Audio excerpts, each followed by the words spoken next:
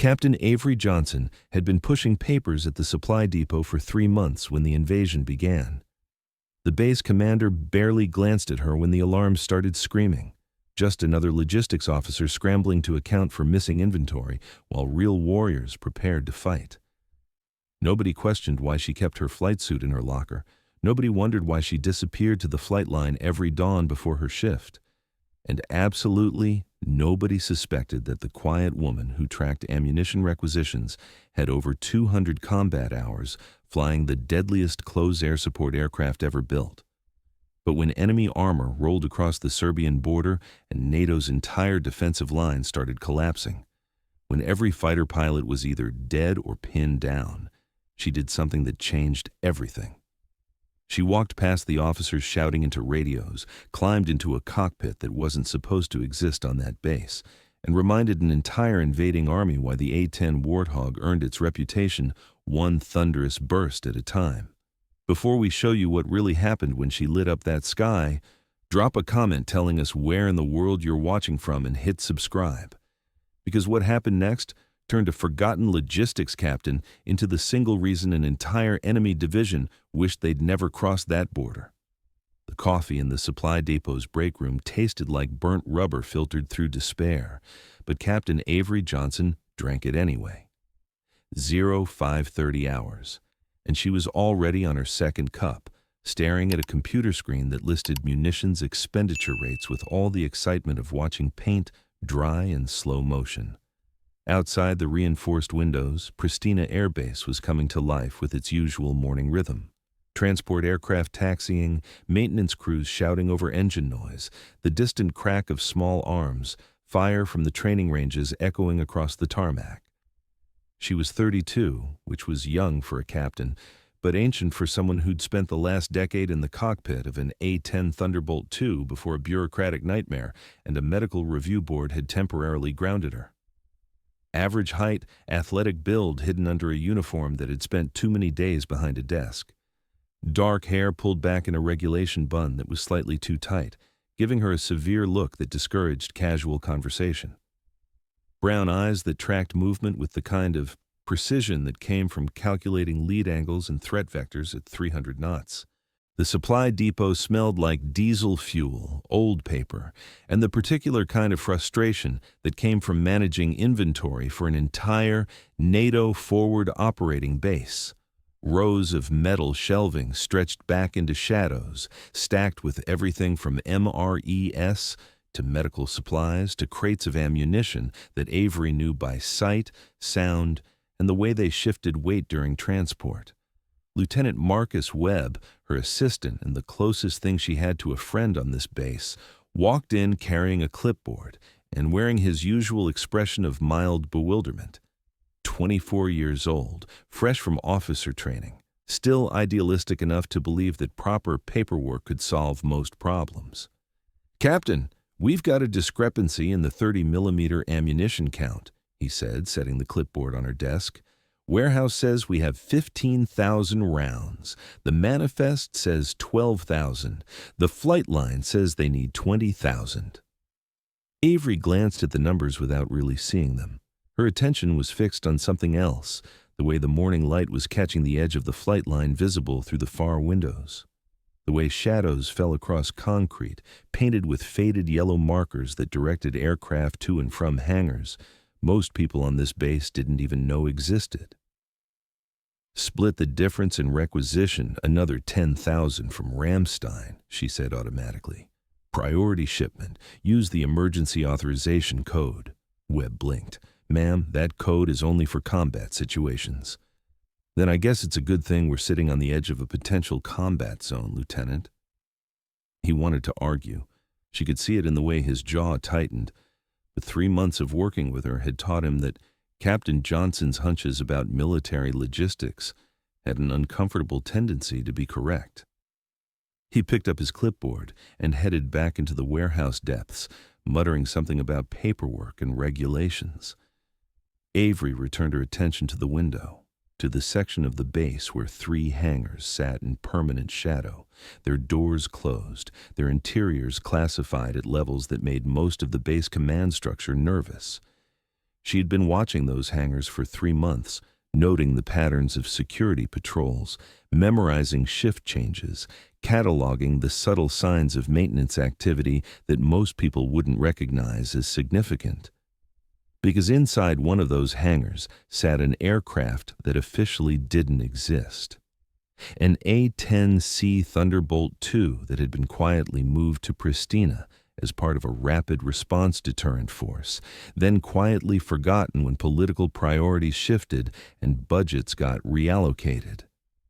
The base commander knew about it the way someone knows about an embarrassing relative they don't talk about at family dinners.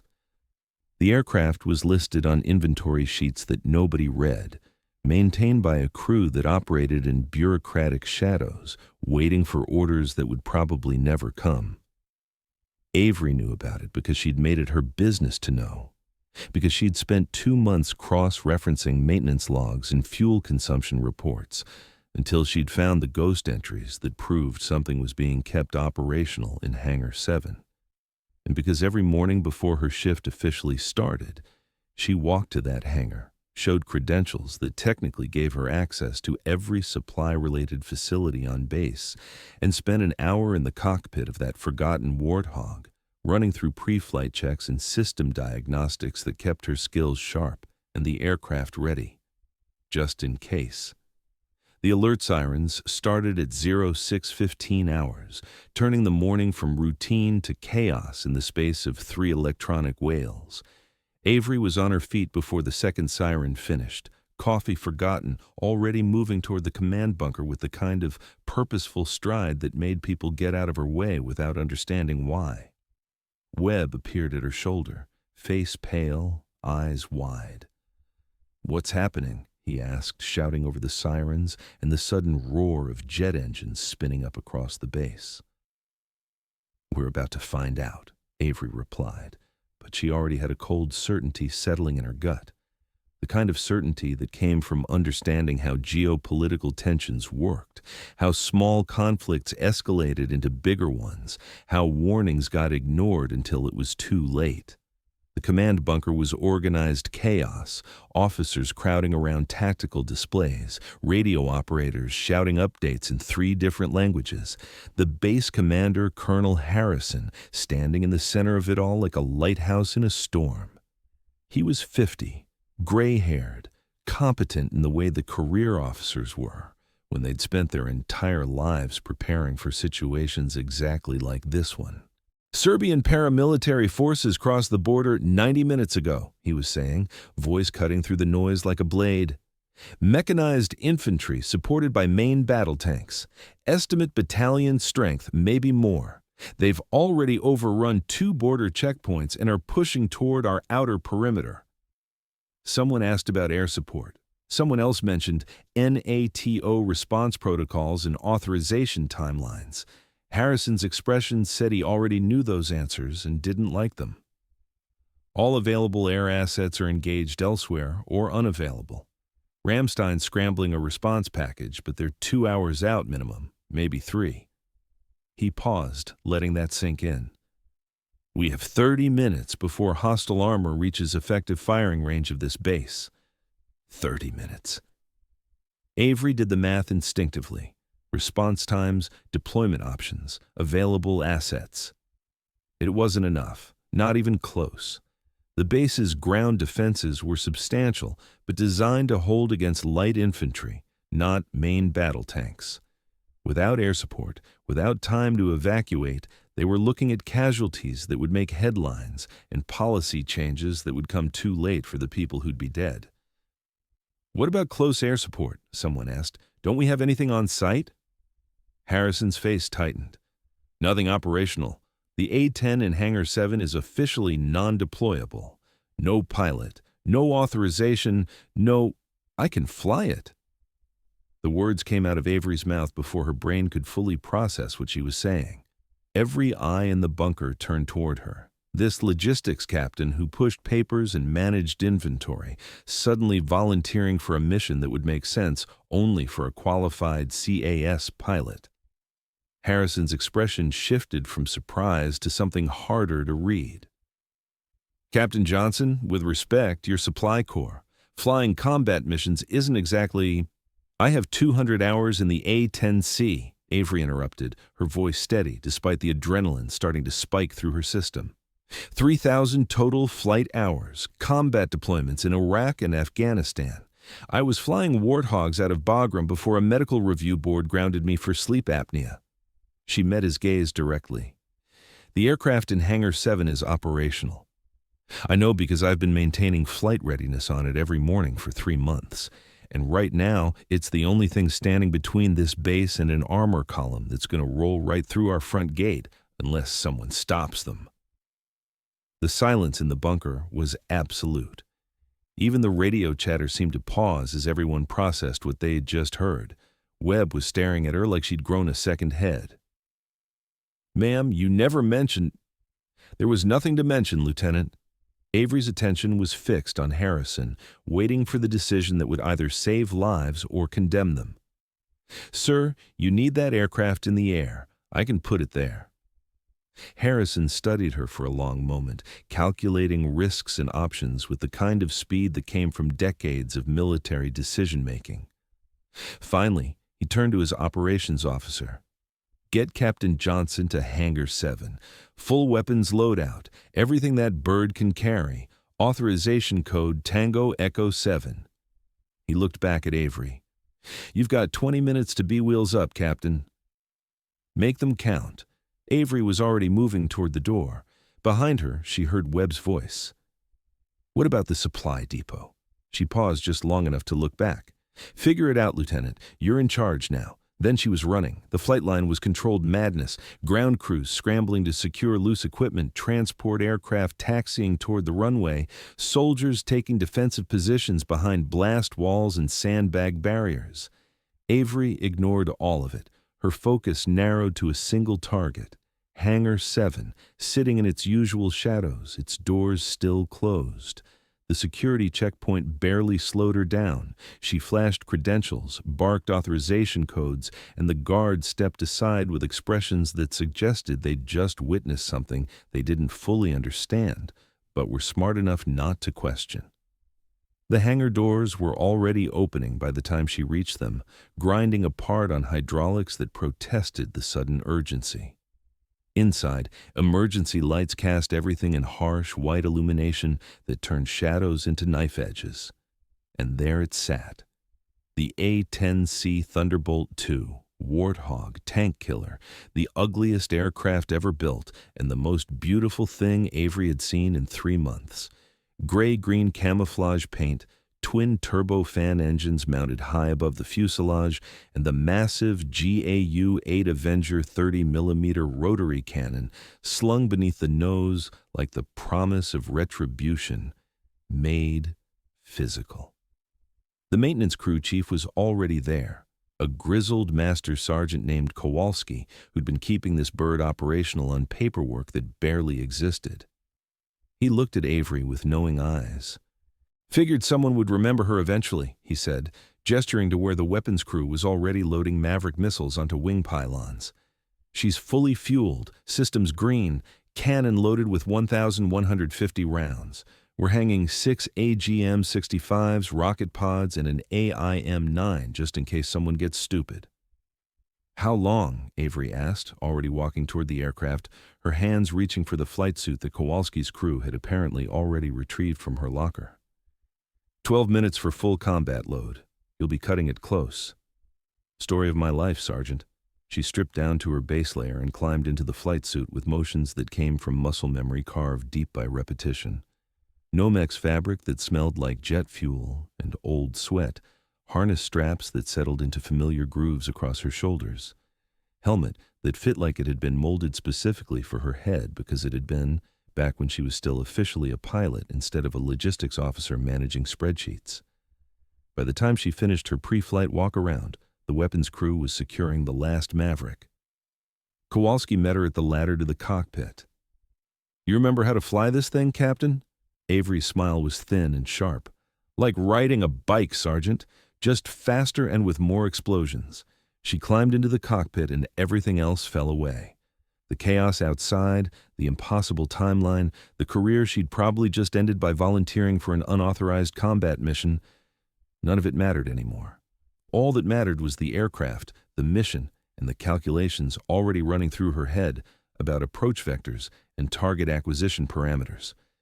The A-10's cockpit was cramped, utilitarian, built around a single purpose: getting ordnance onto targets and bringing the pilot home alive.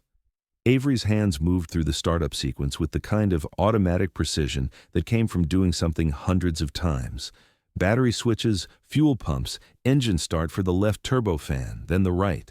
The whole aircraft shuddered as the engine spooled up, that distinctive high-pitched whine building into a steady roar. Systems came online one by one, amber lights transitioning to green as hydraulics pressurized, avionics initialized, weapon systems ran through self-checks. The helmet-mounted display flickered to life, overlaying targeting information across her field of vision in soft green light. Radio chatter filled her headset. Ground control coordinating the defensive perimeter, lookouts calling out enemy positions, the rising note of panic as armor got closer. She switched to the command frequency. "Tower, this is Hog 1-1, requesting immediate takeoff clearance." Brief silence, then Harrison's voice. "Hog 1-1, you are clear for immediate departure. All other traffic is diverted. You have the entire runway." "Copy that, Tower." Hog 1-1 rolling. The tow vehicle pulled the A-10 out of the hangar into morning light that seemed too bright, too normal for what was about to happen. Avery felt the familiar weight of the aircraft around her, 30,000 pounds of aircraft, fuel, and ordnance designed for one specific job: killing tanks. She released the brakes and pushed the throttles forward. The Warthog accelerated with deceptive slowness, gaining speed like a freight train building momentum. The runway stretched ahead, and Avery's world narrowed to airspeed indicators and angle of attack gauges. 80 knots, 100, 120, rotation speed. She pulled back gently on the stick, and the A-10 lifted off the runway with the grace of something that had no business flying but did it anyway out of sheer stubborn determination. Landing gear retracted with solid thuds, flaps came up, and she was climbing into a sky that was about to become very crowded. "Tower, Hog 1-1 is airborne. Request target vectors." "Hog 1-1, stand by for target handoff to combat control." A new voice cut into her headset, crisp, professional, carrying the controlled urgency of someone managing a deteriorating tactical situation. "Hog 1-1, this is combat control. We have multiple armor contacts bearing 045 degrees from your position, range 12 kilometers. Mechanized infantry and BTR-ATs, at least 8 T-72 main battle tanks, estimate company strength advancing on base perimeter. Air defense reported as ZSU 23-4 self-propelled anti-aircraft guns, location unknown. You're cleared hot on all hostile targets. Rules of engagement, weapons free." Avery's finger found the weapon selector switch. Her thumb hovered over the master arm. "Combat control, confirm you are giving me weapons-free authorization. This is not a drill." "Hog 1-1, that is affirmative. Hostile armor is danger close to friendly positions. You are authorized to engage with all available ordnance." "Copy. Hog 1-1 is rolling in hot."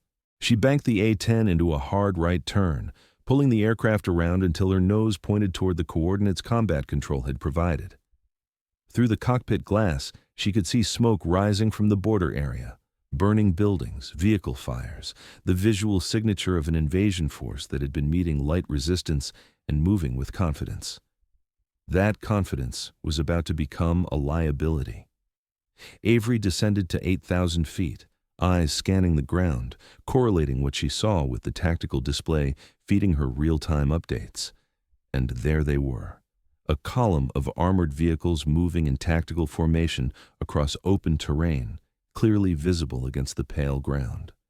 8 T-72 tanks spaced at proper intervals, surrounded by BTR-80 armored personnel carriers, advancing with the kind of measured pace that suggested they expected minimal opposition. They were wrong. She armed the first AGM-65 Maverick missile, letting the seeker head scan for targets. The missile's infrared sensor found hot engine signatures almost immediately. Tanks were easy to spot when their power plants were running full throttle. She locked onto the lead T-72, waited for solid tone, then squeezed the trigger. Rifle 1. The Maverick dropped from the wing pylon, rocket motor igniting with a bright flare as it accelerated toward its target.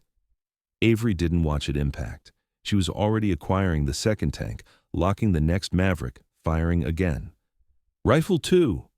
The first missile hit with devastating precision, striking the lead T-72's turret and detonating with the kind of explosion that turned 40 tons of Soviet armor into scrap metal and smoke.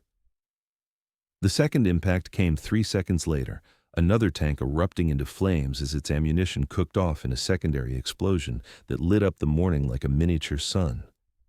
Chaos erupted in the enemy formation. BTRS broke formation, searching for cover that didn't exist on open ground. The remaining T-72s tried to disperse, but they were reacting to a threat they couldn't see, couldn't target, couldn't fight. Avery fired her third and fourth Mavericks in quick succession, watching through her targeting pod as 2 more tanks died in fireballs of their own making. The enemy column was completely disrupted now, vehicles scattering in panic, commanders probably screaming into radios about air attack and demanding their own air cover. But the sky belonged to the Warthog. She came around for her gun run, descending to 5,000 feet, nose dropping into the shallow dive that positioned the GAU-8 cannon for optimal engagement. The targeting reticle settled over a cluster of BTRS that had stopped to deploy infantry. Hog 1-1 is in hot with gun. Her finger found the trigger. She squeezed. The GAU-8 Avenger spoke with the voice of God deciding someone had made bad decisions.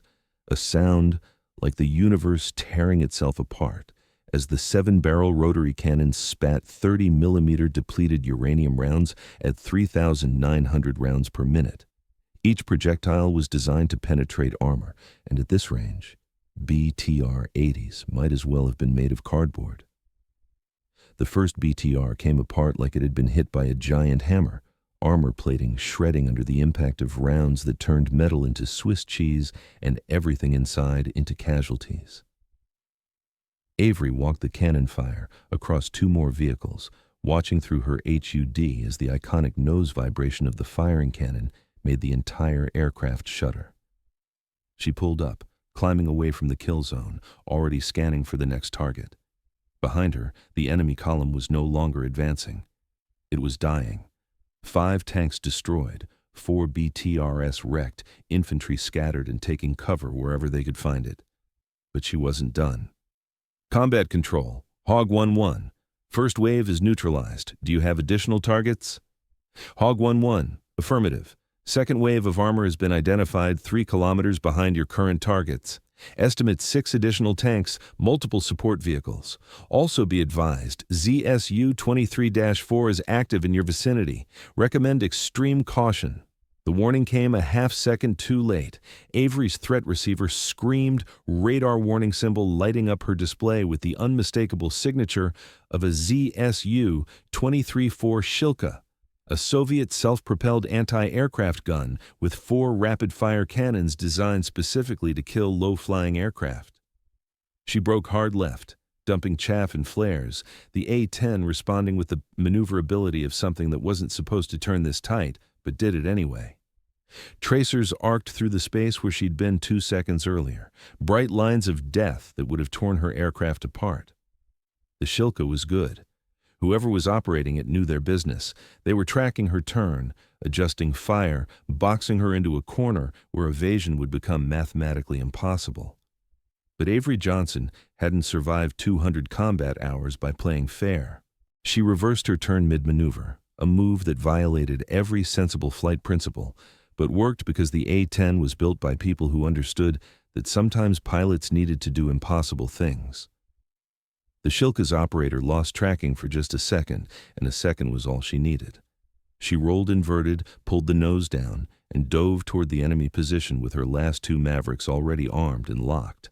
The radar warning was still screaming, tracers were still reaching for her, and she was diving straight into the teeth of an anti-aircraft system that had killed better pilots than her.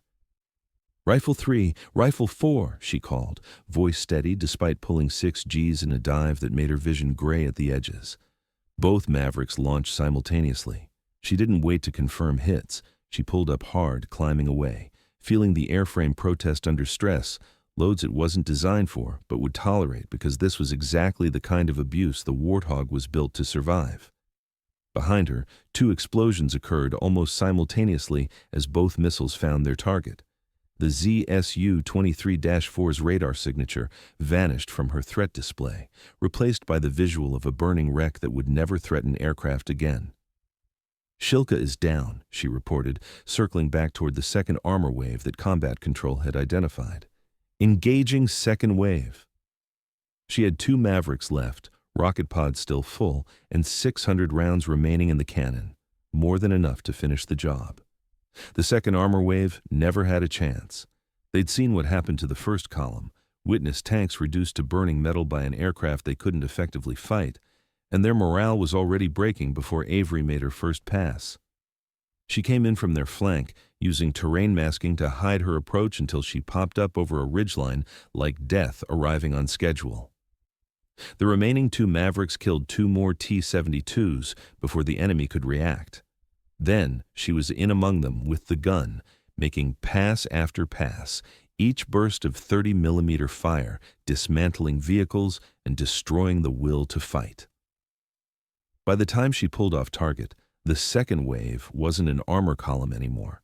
It was a collection of burning vehicles and scattered infantry who'd abandoned their equipment and were running for the border they'd crossed with such confidence barely an hour earlier. "Combat Control, Hog 1-1. All immediate threats neutralized. Enemy forces are in full retreat.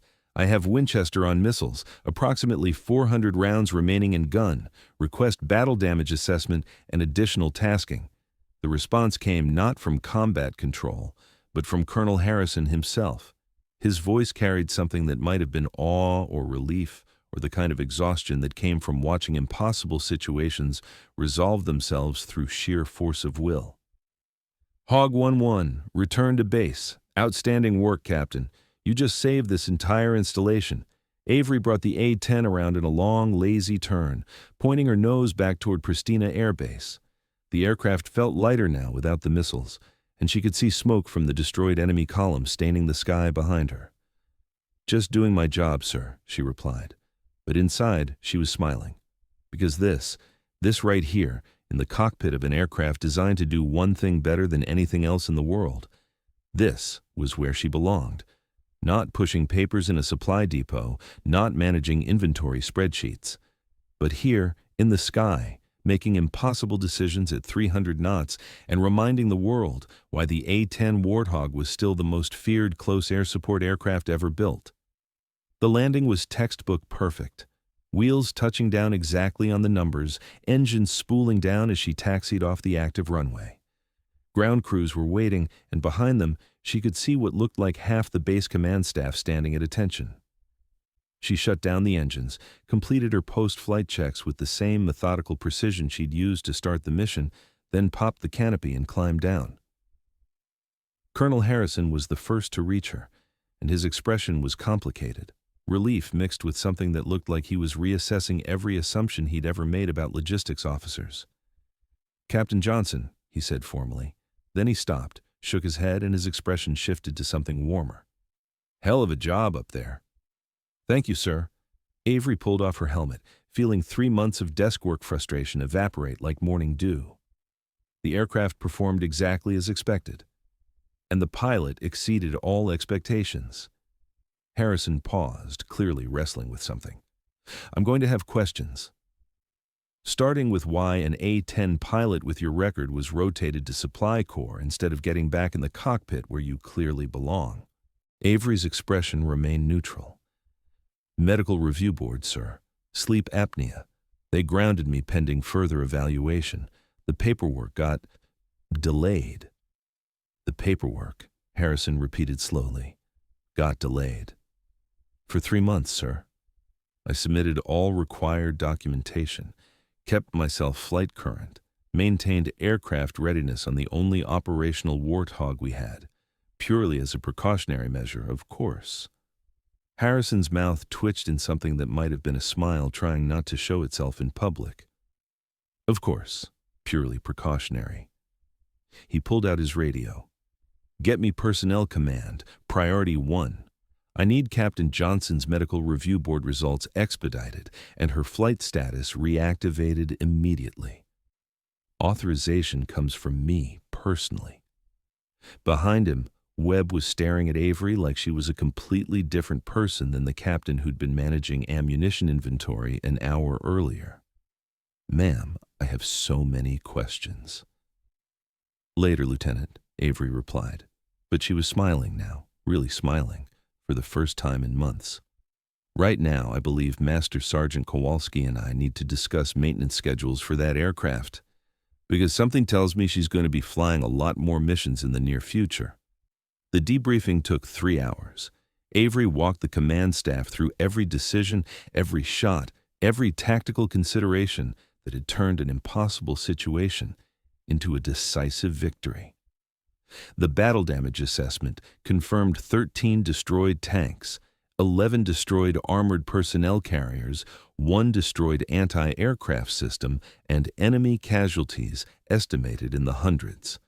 The invasion had been stopped cold. Serbian paramilitary forces had withdrawn across the border and weren't showing any signs of trying again. NATO reinforcements were arriving, but they weren't needed anymore. 1 pilot, 1 aircraft, 1 perfect execution of close air support doctrine had accomplished what an entire defense strategy was supposed to achieve. When the formal questions ended and the officers filed out, Harrison gestured for Avery to stay behind. He closed the door, poured 2 glasses of whiskey that were definitely not regulation, but absolutely appropriate, and handed her one. "Off the record," he said quietly, "how long have you been planning this?" Avery considered the question, took a sip of whiskey that burned exactly right. "I wasn't planning anything, sir. I just wanted to be ready if the opportunity came. Turned out it did. The opportunity came because you made sure it would.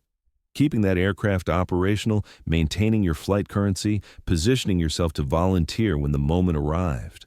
He studied her over his glass. "That's not luck, Captain. That's preparation, meeting opportunity. Someone once told me the only difference between being lucky and being good is that luck runs out eventually." Harrison laughed, a short bark of sound that held genuine appreciation. "Your medical review board clearance came through 20 minutes ago. Fully cleared for flight status, all restrictions lifted. Apparently, someone at medical command saw footage of your mission and decided sleep apnea wasn't really relevant for a pilot who just stopped an invasion." "Funny how that works," Avery said dryly. "I'm reassigning you effective immediately. Advanced Tactical Air Control Squadron, full flight duty, with a recommendation for commendation and immediate promotion consideration." He paused. "Unless you'd prefer to go back to Supply Corps." "I'm sure Lieutenant Webb would appreciate the help with ammunition inventory." Avery's smile was sharp enough to cut glass. "I think Lieutenant Webb will manage just fine without me, sir. He's more capable than he knows." "Then welcome back to where you belong, Captain." Harrison raised his glass. "To preparation, opportunity, and knowing when to break the rules for the right reasons." They drank to that. The story of what happened at Pristina Air Base spread through military channels with the speed of really good gossip that happened to also be completely true. Captain Avery Johnson became something of a legend, the logistics officer who turned out to be one of the deadliest close air support pilots in NATO, the quiet professional who'd been hiding in plain sight until the moment came to remind everyone why the A-10 Warthog would never be truly obsolete. Lieutenant Webb took over the supply depot and ran it with efficiency that surprised everyone, including himself. He kept a photo on his desk. Captain Johnson in her flight suit, standing next to the A-10 that saved the base, looking exactly like what she'd always been underneath the spreadsheets and inventory reports. Master Sergeant Kowalski and his crew maintained that Warthog with religious devotion, knowing they'd kept something important alive during the dark months when nobody was paying attention. Sometimes the most critical maintenance isn't on the aircraft. It's making sure the right pilot can find their way back to the cockpit when it matters most. The enemy forces never tried crossing that border again, not because of diplomatic negotiations or political pressure, but because somewhere in their operational planning, someone had written a single sentence that carried more weight than any treaty. Be advised, NATO has A-10s operational in theater, with pilots cleared for immediate combat deployment. And in a ready room somewhere in Eastern Europe, Captain Avery Johnson sat in a briefing, planning the next mission, surrounded by other pilots who understood what she'd always known, that the most dangerous people are often the ones nobody's watching. And the most important skills are the ones you maintain even when nobody thinks you'll ever need them again. Because wars don't wait for paperwork to clear. Invasions don't care about organizational charts. And sometimes the person who saves everything is the one everybody thought was just pushing papers and managing inventory. The wolf doesn't announce itself to the sheep, but when the sheep are in danger, it's nice to know there's a wolf on your side. Thank you for watching. Subscribe to hear more powerful stories of brave women in uniform.